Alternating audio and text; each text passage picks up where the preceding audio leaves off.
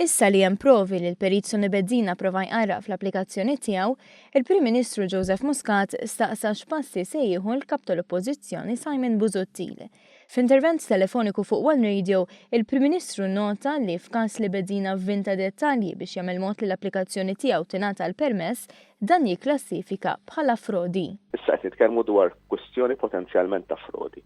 U l-kap tal-Oppożizzjoni għandu responsabilità issa fuq issue politika illi jgħidilna se jkun qed jagħmel wara illi qabes għal Tony Bezzina u issa l-ġurnal kulħadd qed joħroġ bil-provi li l-perit Bezzina ma kienx qed jissottometti il-dettalji korretti, anzi jirriżulta li hemm probabilità illi qiegħed jikkommetti frodi, qiegħed jivvinta id-dettalji ta' din l-applikazzjoni. Minkejja l-ipokrezija ta' Bezzina li fl-istess waqt li kienet jikteb il-politika dwar l-ambjent tif applikazzjoni għal bini ta' villa fuq DZ, sa iktar kmini din il-ġimgħa Simon Busuttil baqa' jiddefendi lid-deputat tiegħu. L-applikazzjoni ta' Tony Bezzina kienet regolari, legali, skont il-policies tal-lum. Issa li l-fatti ħadu xejra differenti u m'għadix biss ipokrezija imma potenzjalment każ ta' frodi, u qed jistenna x'azzjoni se jieħu Busuttil fil-konfront tad-deputat tiegħu.